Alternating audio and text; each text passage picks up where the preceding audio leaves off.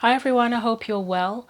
I'm back for another soul contract reading today. So as I said in the previous soul contract videos, from what I know of soul contracts so far, it's basically some of the agreements that we made before we came into the human experience. You know, it's the agreements our spirits made.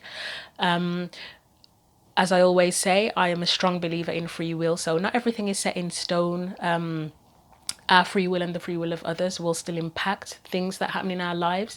The soul contract it can be agreements about some of the experiences we've chosen to have, the people we've chosen to meet, you know, soul family, those sorts of things. But as I say, free will comes into it as well. I don't believe that everything is set in stone. I think it's a mixture of both.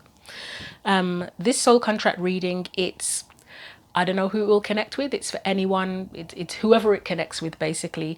If you feel it doesn't resonate for you, it might resonate for someone that you know, and it might give you a better understanding of them. Or I'm intending to do more of these. So if this one doesn't resonate, one of the others I've recorded might resonate, or a future soul contract reading may resonate with you more.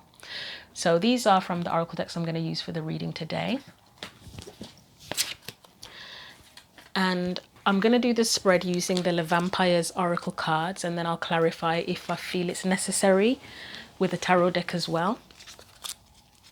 So we're going to start off with, as the main card to begin with, it's the sort of the destiny or primary lessons within the soul contract for this person. And I try my best to say it in the third person rather than as you, because if it's for someone else, you know. So I'll just say it in the third person. It's like I'm telling a story with it. So first of all, we're looking at the destiny or primary beliefs of the person whose soul contract this is. And if you do want a soul contract reading, one of these, then, you know, put your intentions out there. And, you know, maybe spirit will sort of give me the messages for you. Whether it's for this reading or for a future soul contract reading. Right, we've got one. How on earth I knew this card was going to come out. It was on my mind when I was tidying up from the last, because this is the second reading I'm recording today. When I was tidying up from the last reading, I kept on thinking of this card and it's shown up. So we have ecstasy, yielding, rapture and bliss. There was another card that came out in this deck. Sorry, not that came out. There's another card in this deck that was on my mind when I was shuffling as well. It's to do with being a rebel. So we'll see if that one comes out as well. Right, so we're going to look at the next card is the essence or of the person whose soul contract this is, you know, so the essence of who they are.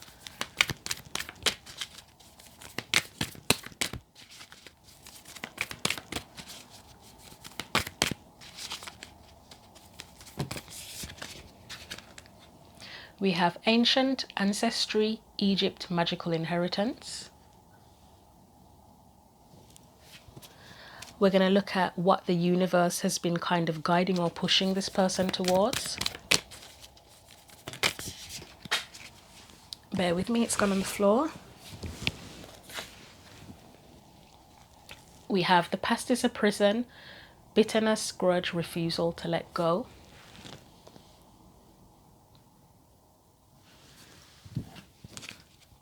So we're going to look at now what the person has dealt with in the past within this soul contract.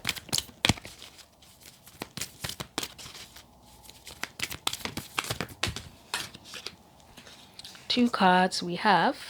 Is this the rebel card? There's another card to do with being a rebel in this deck, but this is kind of a rebel type card as well. Anti-hero, maverick, risk taker, rule breaker. I feel like there's a specific rebellion card. We've got thirst, craving, compulsion, obsession. That's interesting. I'm getting a few interesting thoughts coming through with that. So I don't know if the person, I mean, I was going to sort of wait till everything comes out, but I might as well say it in case I forget. In the past, if this person could have been a rebellious teenager, possibly. It's also someone that could have had past addictions, a history of addiction. And it could be any addiction, whether it's alcohol, drugs, sex, anything. Okay. Let's look at the present, what the person is dealing with in the present. what they're dealing with within the soul contract at the present. That is connected to that card as well, the ecstasy card. And I think I may need to I may need to get the book for some of these to look at a few of the meanings for things. So what are they dealing with in the present?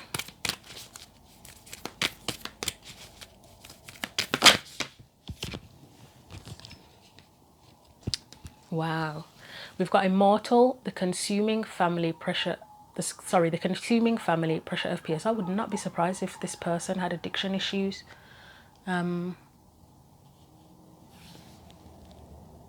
Okay.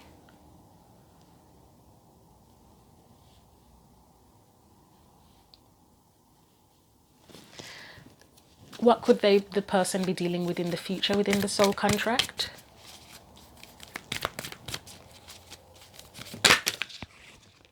Oh God. It does make sense. It's literally telling a story as I'm pulling the cards out. Discipline, training, consistency, practice. I mean, you've got those sort of rebellious energies here, and then you've got discipline coming up as a future energy. Right, and finally, what's the guidance for this person to fulfill the soul contract? One wanted to come out then, but it didn't quite come out. Just move the camera a little bit. What is the guidance? What's the guidance for this person to fulfill their soul contract?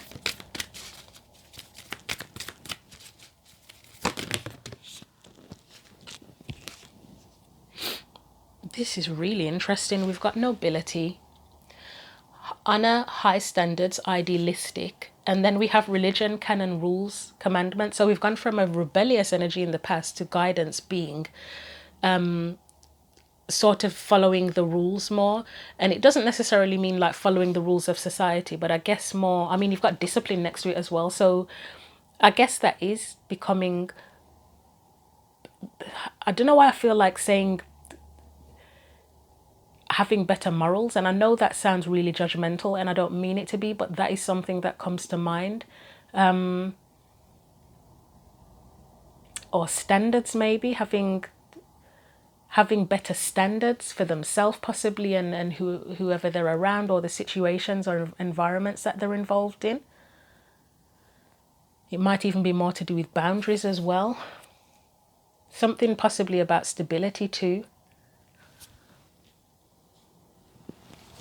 Okay, right, so let's start. I've got my cards ready to clarify if necessary. So ecstasy, yielding, rapture, bliss. From what I know of this card, is about, it's kind of a surrender type energy. Like it's an energy to remind you not to be uptight, but then it looks at both ends of the spectrum. So at the one end you've got the kind of uptight energy, and then the other is where you go out of control. It's kind of about finding the balance. Let me get the book out and just have a look. I'm not going to read the whole thing, but I'll just look at the because they have the blessing and the curse. So we'll look at the blessing and the curse and working with the card. The blessing of this card is the ability to surrender to a higher power of your choosing is a valuable experience, as well as one which can provide intoxicating levels of delight. So we have religion there.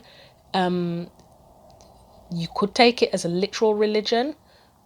You could also take it as sort of spiritual rules, spiritual guidance. You know, sometimes if people have been through a rough time and they want to improve their life, they turn to the spiritual to give them that stability, don't they?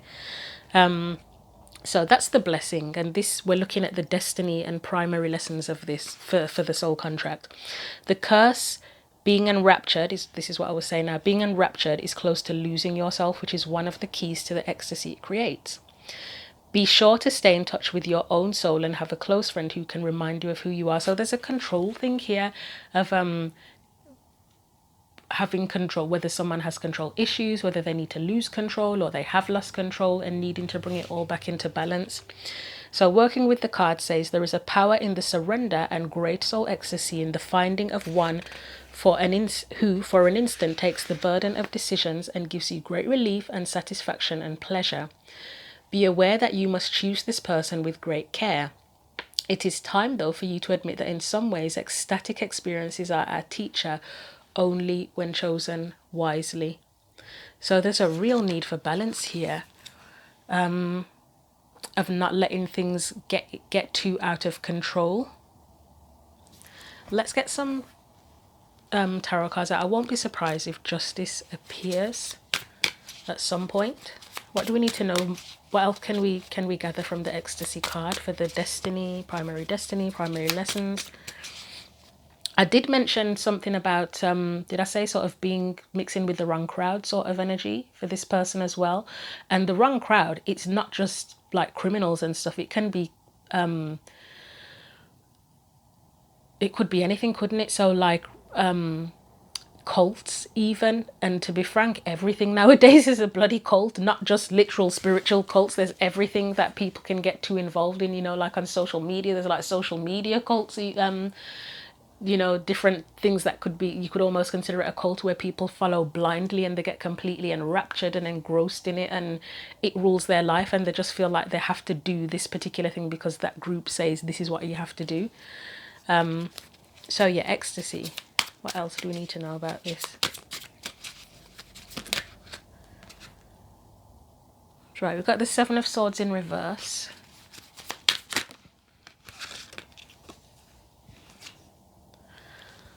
Four of Swords. The Magician. The Ace of Pentacles. And let's get one more.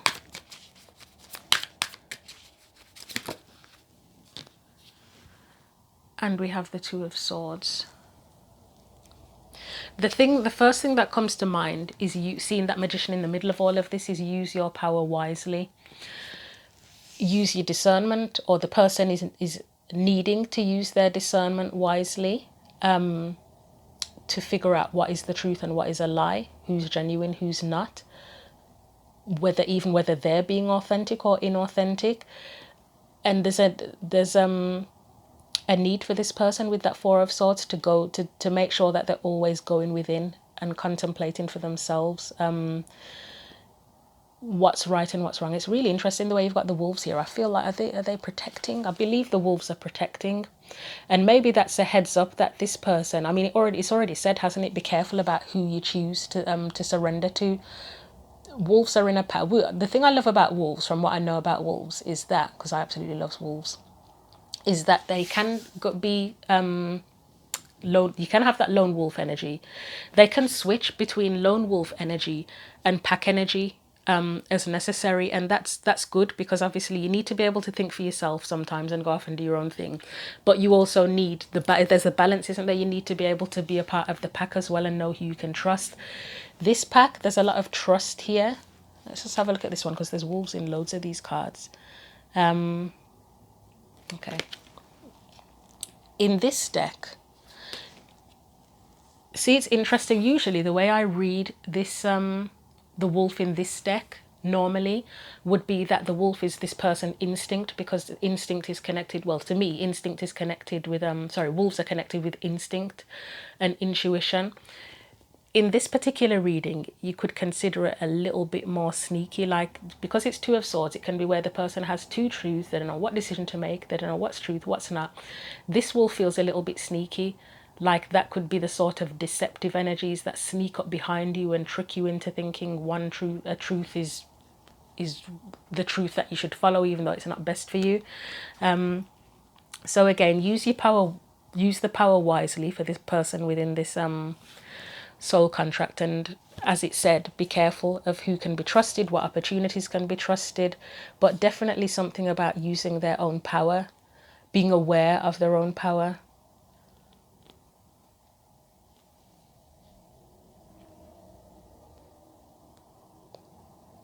I feel like saying be aware of deception as well, whether it is self-deception, deception within society and life in general and in experiences, or deception with people. So I'll put that under there actually.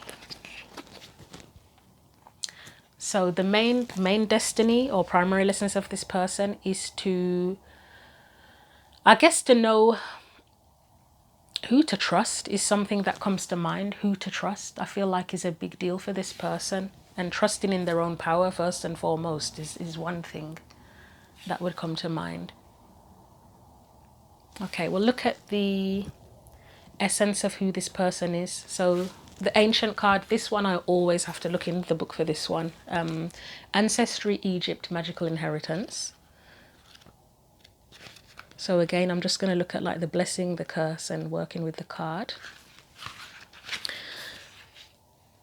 So it says family connections, the blessing, family connections that lead you to greater knowledge of the self. This person might have had problems with their family, and that's where, if there's rebellious behavior, that could come into play. It could be that religion was an issue with the family, if there was rebellious behavior, right? Family connections that lead you to greater knowledge of the self and of how to work with the family members you know. There will be information that comes to you at this time that may surprise or disappoint, whatever the reaction. It is a gift to be able to know where you are from and from whom the raw matter, the very cells of your being, came. The curse of the message: there may be a lack of knowledge about family and ancestry, a kind of dismissal that anything of the past matters, which leads to an unfortunate repetition. See, and that's the rebellious behavior again. See the priestess and see how she is working directly with ancestors of ancient times and with their animal kin and the ancient gods and goddesses. She may be very old or she may be very young, but she is one who has a healthy respect for the ancient ones, the old ones who are returning now as never before. Working with the card, it says, tap into ancestral energy, for it has much to offer you at this time. Simply take time to meditate and see who comes to you.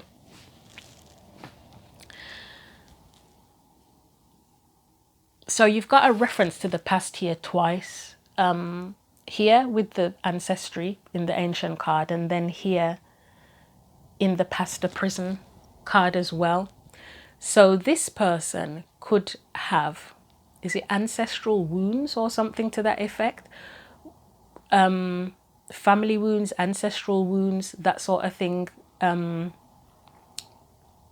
In terms of the essence of who they are, it's kind of like that's almost, I almost want to say that's made them who they are. Well, I suppose every experience we have in life and our family life and everything does make us who they are, but that's a big deal for them, those sorts of connections. And it may be that the negative connections are more prominent in their life, but they're going to have to sort of connect. There's a need for them. Well, they probably can connect if they want to, if they're open to connect with the positive aspects of their ancestry and family as well. And sort of figure out what are the gifts from your family. And I don't mean literal gifts as in money and things like that, but like, for example, my grandparents, I feel like they were just absolutely amazing people, and I feel very gifted to have had them as my grandparents. They both, as individuals, were very loving, nurturing, caring people. My granddad was very calm and sweet and kind and generous and protective. He had a strong protective energy. He was a Libra like me. My grandmother, she was a Leo. I actually have Leo moon and rising as well, so I've got a strong connection to both of them. My grandmother, she was very nurturing and loving and generous as well, but she was kind of she was a protector as well in a way, so they both had that protective energy. But although she was sort of the louder one, she was still very feminine and he was still very masculine. So I don't know, but they were just like wonderful people. They were really well loved by all the family, the community. My grandmother passed away when I was 6 years old, and to be frank, she was literally the glue of the family. When she passed away, that was it. Everybody kind of scattered. But like, I feel gifted. Like, even though I had such a short time with her, her energy has stuck with me my whole life. My granddad passed away when I was in my early 20s, so I had longer with him. It would have been nice to have longer, but it's still a gift that I had those as my grandparents. Yeah, don't know why I went off on that tangent, but yeah. So for this person, it's like the whole family and ancestry, and if there are any ancestral wounds and stuff like that, have really made them who they are. And it's now a time, I would say. See, you've got it there as well, the consuming family pressure of peers. I forgot that was even there. It's a time for them to tap into what the gifts are from their family and the things that can help them move forward. The positives, if you want to say it that way. Do I want to clarify anything? Let's briefly clarify. So I feel like saying, and it sounds weird to say it, the essence of who they are is deeply connected. Okay. I love that. Deeply connected. You get the lovers. That's like the deepest connection type card you can get in the deck. This is interesting. You've also got the Ten of Pentacles, which is connected to like legacy, inheritance, that sort of thing. You've got the Seven of Pentacles. And that, in this one, in this deck, I mean, it is to do with this theme anyway of growth. It's being, she's pouring into that. So again, where I said that the whole family and connections and stuff like that, deep connection, it's made them who they are. You can see that here with that Seven of Pentacles, but this is obviously still a work in progress. And then you've got the Ace of Cups. So this person, I think I've kind of said it already in a roundabout way, that they need to pour into themselves. It's like they've had others pour into them and probably influence and impact who they are, but they've got to pour into themselves. Let's get one more card. So that whole thing where I said deeply connected is one of their, is like the essence of who they are. It's almost like, I almost feel like saying for that it could be that others have made them who they are. Like, do they know who they are within themselves even? You've got the Star next. So there's a need for healing within that aspect of pouring into themselves and possibly of knowing who they really are without the input of others.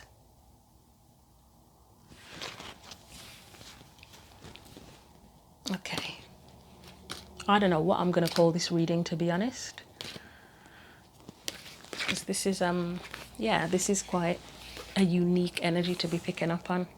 So let's look at what the universe has been guiding them towards. We've got the Pastor Prison. I'm not going to clarify this one. I don't feel, well, am I going to clarify? I can clarify it just to see what if there's anything specific, but I know what it means. Bitterness, grudge, refusal to let go. As I say, they could very much have ancestral wounds or just wounds within their family or community even, that they need to kind of come to terms with and let go and heal from. Let's see what comes up if I clarify, if there's anything specific, very specific, that comes up for this person.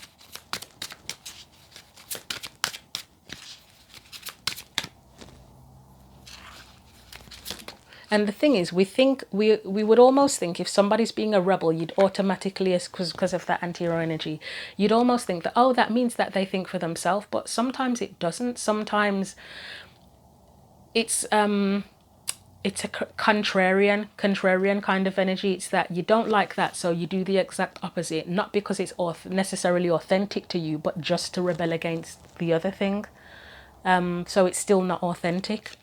Right, we have the Chariot. I mean, I said moving, did I say moving on or progressing? That's the point anyways, that they need to heal from whatever the past has created within them.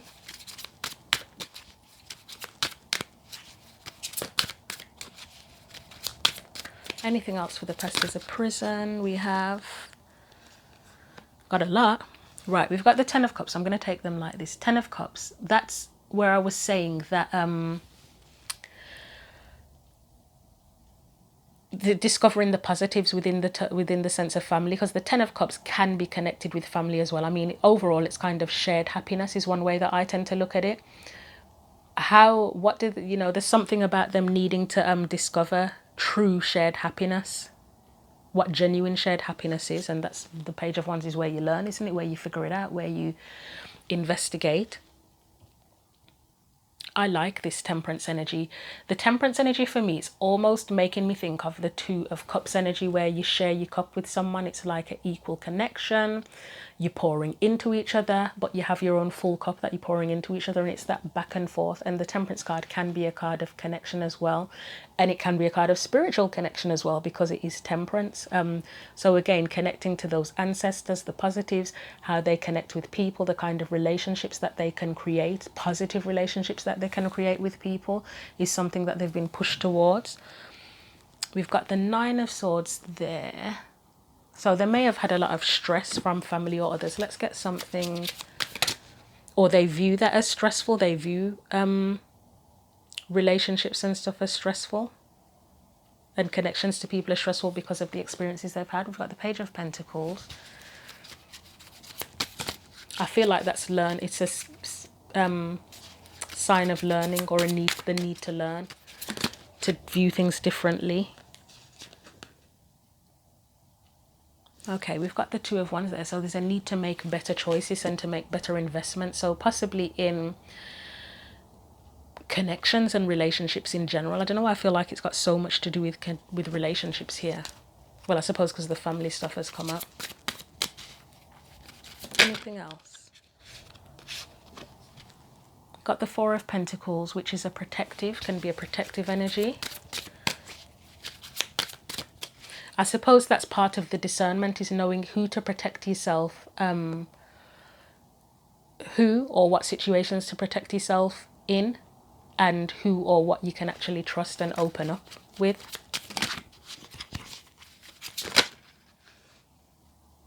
Yeah, I mean, the moon here, that's the unknown, isn't it? It's where you need to figure it out, because you don't, on the surface, you don't know what's real, what's an illusion. There's an element of fear in that card as well, fear of rejection with the Five of Pentacles. So this person may have had experienced rejection quite a lot, and that's impacted who they are too. And again, that can be the result of that can be of being rejected a lot, can be rebellion as well, where you're just like, oh, well, I don't want anything to do with anybody because I just get rejected all the time, so I'm just going to go off and be on my own and not have anything to do with anyone. And that is rebellion and rejection wrapped up in one, isn't it? Deciding that you just don't want to have anything to do with anyone. Okay, I'm going to take these ones back. So what they're being pushed towards, as I say, it's shared happiness, I think, is a key term. What is learning what genuine shared happiness is and what genuine positive connection is, and letting go of anything that is a block to that from the past, from ancestral wounds, that sort of thing. I've just put all of them back, haven't I? It's fine, it doesn't matter. Let's look at the anti-hero, Maverick, Risk Taker, Rule Breaker, and Thirst, Craving, Compulsion, Obsession cards. Again, that's the energies that the person has dealt with in the past. And again, I'll reiterate, I still feel like this person could potentially have or have had addiction issues. And it could even be addicted to people as well, like certain types of people, romantically, certain types of friends, groups, religion, drugs, sex, whatever. Again, that rebel type energy, which can be, sometimes it can be beneficial, other times it might not. There might have been frivolous sort of behaviors at some point or another to break free if they felt restricted. What do we need to know about anti-hero and Thirst? To break free, look. Yeah, so they probably have felt restricted at some point in their life. That is really fascinating. That might be the title of the soul contract. Something around trying to break free, actually. Yeah, I think that might be it. Because there's so many cards here to do with that, yeah. Okay, let's see what else comes up.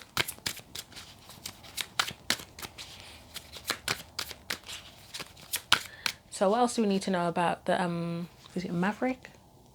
No, anti-hero and Thirst. This person may have been viewed as the black sheep of the family at some point in their life, if not now.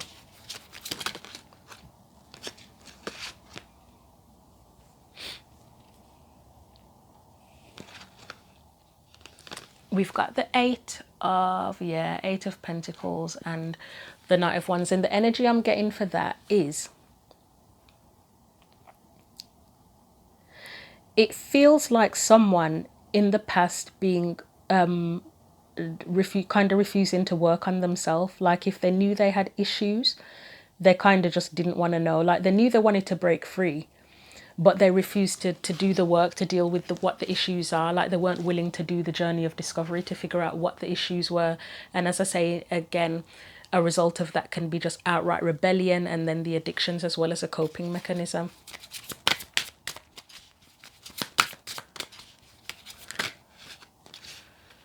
Yeah, that's what would have been required. The Knight of Pentacles would have been required. And for me, the Fool, I mean, it is a risk-taking energy, but sometimes for me it can be having an open mind and being willing to discover what you don't already know. Let me get one for the Fool. So the Knight of Pentacles would be the one who's disciplined and willing to do the work, but I don't think this person was, if I'm being honest. We've got that Page of Pentacles again. Yep, learning energy, being willing to sort of learn, to invest in learning and seeing what they can discover. Let's get one more.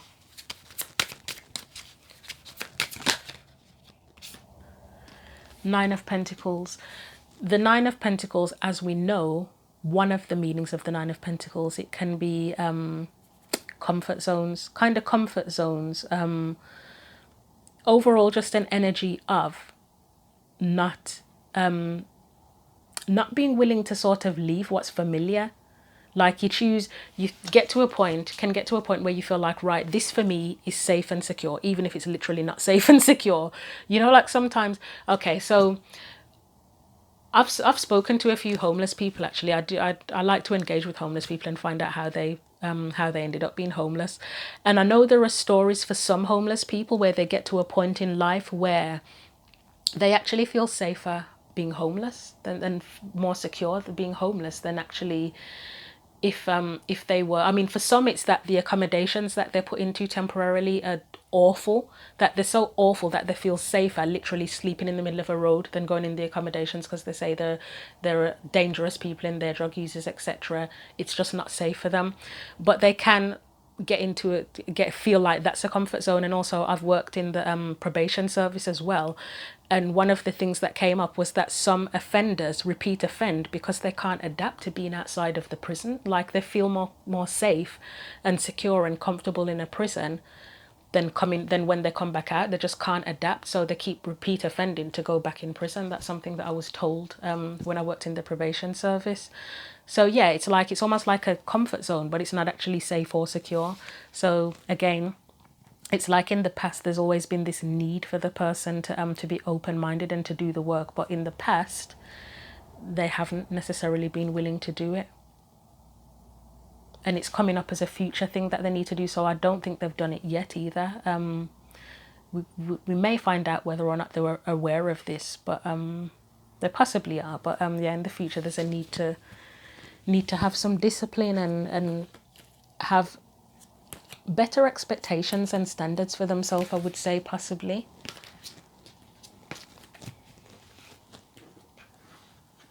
So let's look at Immortal, the consuming family, pressure of peers. So pressure, it can, when we say family, it doesn't necessarily mean blood. It can mean blood, you know, like where, and I'm feeling that Hierophant energy now, where you have traditions in a family, which that is kind of connected to the Hierophant a little bit, where it's like, oh, this is what we do, this is what we've always done, this is how we're always going to do it. There's that kind of pressure. There's pressure with friend groups where it's like, oh, you need to do this, you need to do that to be part of a group, you know, gangs even.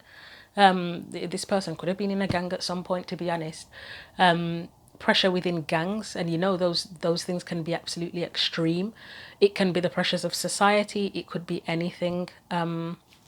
Let's get a few clarifiers, see if there's anything specific. So this is what they're dealing with at the minute. So I would say overall pressure and stress to fit in or to fit something that may not necessarily be authentic to them.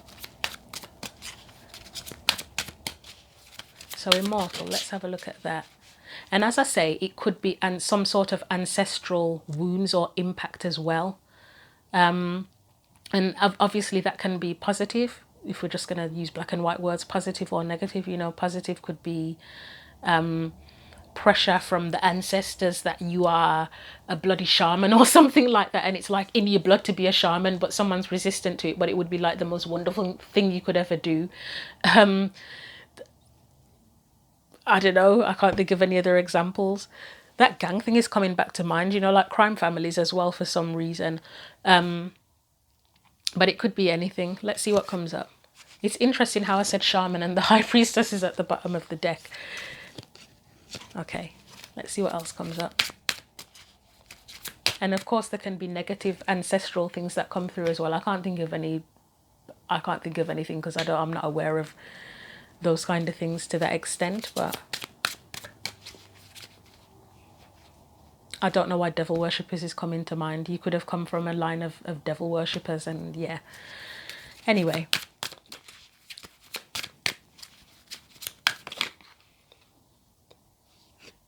Okay, we've got the Six of Swords here. And it's a need for, I mean, I've already talked about moving on with the past is a present, but there's a need for peace here. And again, that journey of self-discovery. I literally just did a reading, one of my like in-depth readings for the channel, like not sign specific. So if you want to watch that, you can. And that was very much about going on a journey of self-discovery. So it's interesting how I just did that and this comes up within this reading. There's a need.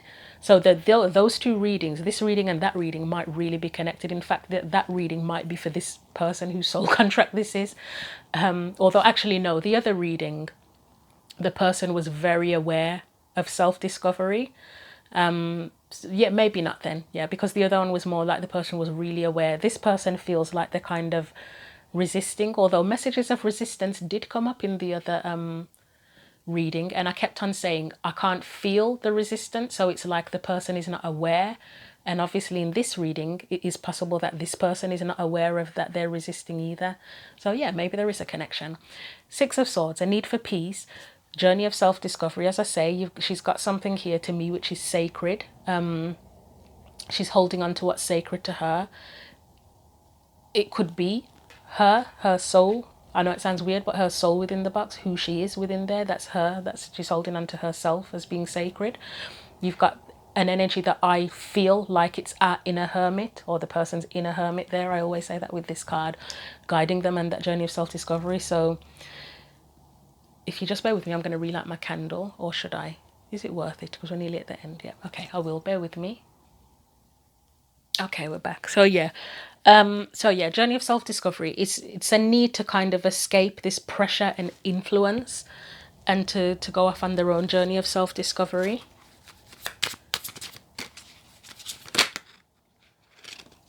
So, oh God, there's loads there. I will take them all, but there's quite a few. So we have the Hierophant. That is the, I mean, this Hierophant is crazy. This to me looks like S&M. And that's not me saying there's anything wrong with S&M. It's just, it's a Hierophant card. So for S&M a looking thing to come in there, you know, that's interesting. But you've got the rule book and you've got the whip. So these are people who are being controlled, they're heavily influenced. I mean, this is beyond influence, isn't it? It's literal control here. And it's a need for this person to escape that. And obviously, if it is someone who's been quite rebellious towards family or whoever that have tried to control them, if the person is rebelling and doing things that aren't beneficial to them, that are detrimental to them even, to escape this control, it's almost like they're still being controlled by that, because they're doing, their actions are based on fears or resentment or whatever towards this energy. Like they're still making choices because of this energy, not because of themselves. You got the Queen of Cups in reverse again, tapping into those feelings that came up in that other reading I was talking about that I did as well. The person really needs to look into their emotions and decide who they are and how they feel. You've got the Page of Wands there that came up heavily in the previous reading. What am I titling that reading? It's going to be called, I think it's going to be called at this point, So Much More to Discover on This Journey. So look out for that if that interests you. But the Page of Wands came up a lot. It's a journey of self-discovery, understanding, going off to understand who you are, or more about yourself, or more about the person self. You've got the Queen of Pentacles, discovering what their true values are.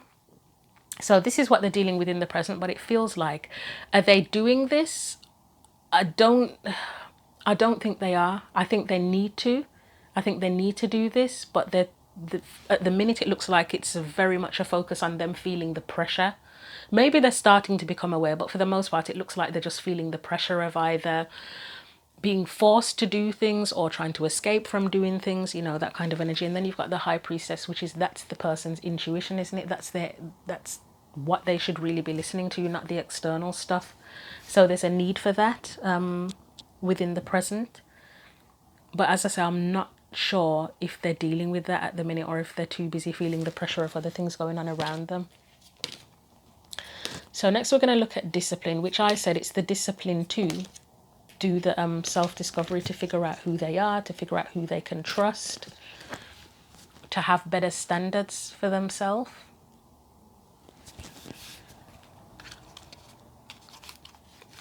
So discipline as a future energy.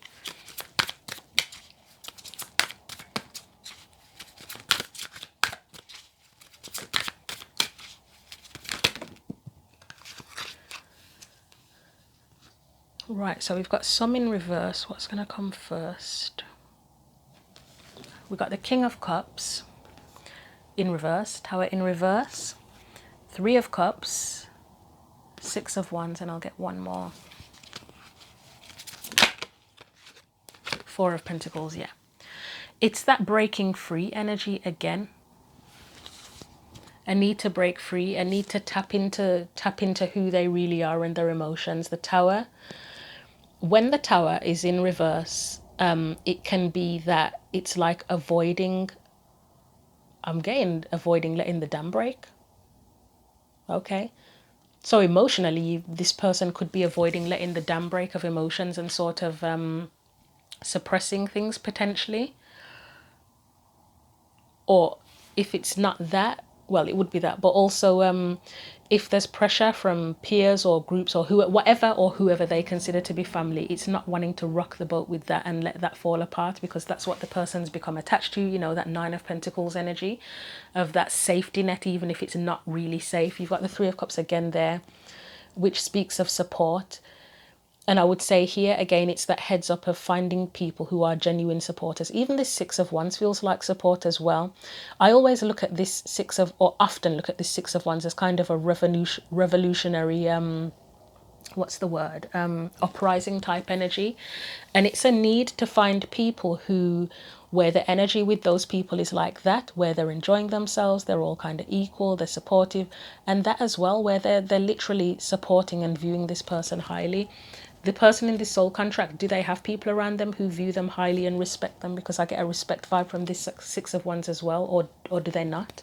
Again, with this Four of Pentacles, I can look at it in a couple of ways. It's the energy, it's that stubbornness of holding on to what they've already got because they feel it's safe even if it's not. Or it can also be the energy again of knowing when to protect themselves and when to open up to.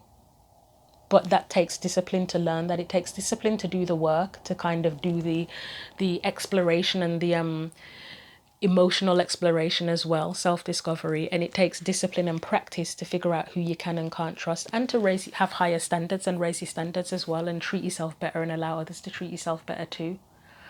And it would also take discipline and practice if the person's quite rebellious in order to escape the control and pressure from others. It would take discipline and practice to get into a space where they themselves feel free and liberated, that there's nothing to escape from, that they can just be themselves authentically. So we're going to look at now the religion and nobility cards. One thing that just came to mind,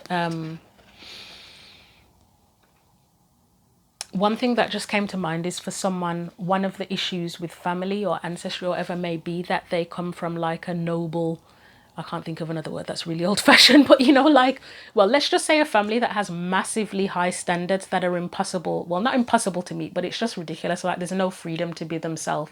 You know, like if someone's from a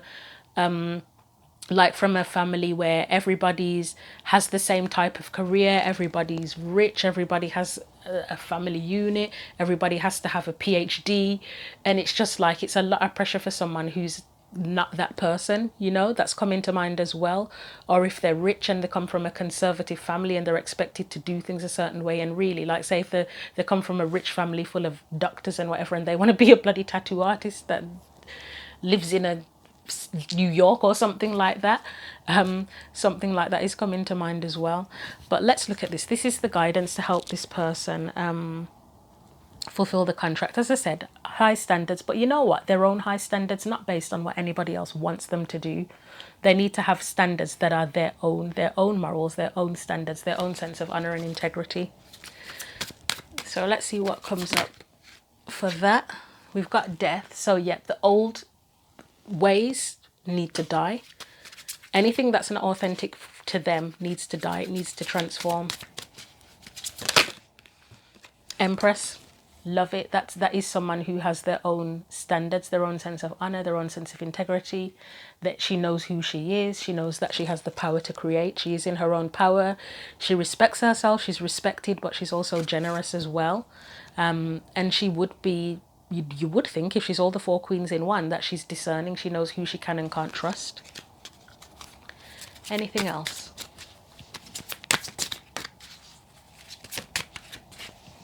I feel like the screen is very blurry right now, and I could be, don't know if I'm right or wrong about that, but something looks off. Anything else for that religion and nobility advice? I mean, I think we've already covered the advice pretty much as it is, to be honest. So these came out reverse, but I'm going to take them upright because I think it's going to mean the same thing either way. Again, with the Eight of Cups, it's knowing what to walk away from. If the person's rebelling for the sake of rebelling, they're not really happy, are they? So it's knowing when to walk away and what to walk away from, and that they can have genuine, authentic, shared happiness with others. Let's just get one more, and then I'll get some Sacred Destiny cards out. Right, so we've got Four of Foundations, Four of Wands, and that is a true foundation, isn't it? That's a true foundation. I mean, in this particular card, it's like a marriage, but for me, it feels more like genuine bonds with others and having that stability. And then the final card was the Five of Cups. That's letting go. That is the card of letting go of safe, secure, or supported in their life. Sorry, I don't know if you heard that because I saw a message come up to say that the thing paused and started again. So I just mentioned, so that feels like authentic, genuine bonds with others. And this feels like it's letting go of where it felt like there was a lack of support or they were not valued or whatever, and letting go of that to recognize where they can have true connections with others.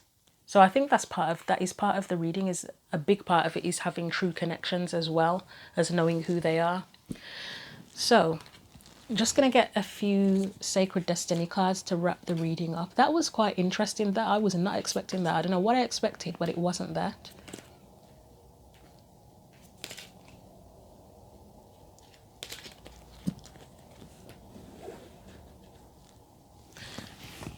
So let's see what comes up. Just any final messages for the person whose soul contract this is. Any final messages for the person whose soul contract this is. Get about 3. Blessings. To me, that would be, again, as I was saying, in terms of the ancestry, family, people, looking for the positive ones, the blessings, and the blessings from their ancestry and the family background as well. If there are any, there's got to be something. Even if it's a negative, there must be some way of sort of saying, okay, well, that's negative, but I learned whatever from that. So sometimes the Six of Cups, and that this is just coming to mind. Did it come up? I can't remember if it came up or not now. But the Six of Cups can be considered like a gift or blessing from the past. Like whether it's a happy nostalgic memory or just something, even if it is a lesson from the past as well, that's helped you to progress in life.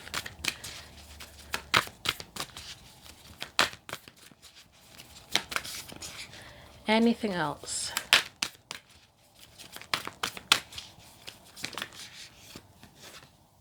We've got abundance. So I'd say that's about discerning what real abundance is, because we've talked about the comfort zone and whether it is really safe and secure or not. And we have focus. So for me, the focus card in this reading, it's about being willing to do the work and to pay attention to, in terms of self-discovery and the emotions. And also the sense of discernment as well, again, of who you can and can't trust, and knowing who you are or who they are. So I'm going to leave that reading there. Yeah, I still think I'm going to call the reading Trying to Break Free, because that came up quite a lot. So yeah, hopefully there was something useful in here for you. If, as I say, if this one didn't resonate, it might relate to someone around you and help you to understand them better, or the next soul contract reading might resonate for you. But thank you very much for watching. It's appreciated. Thank you for supporting the channel. Take care.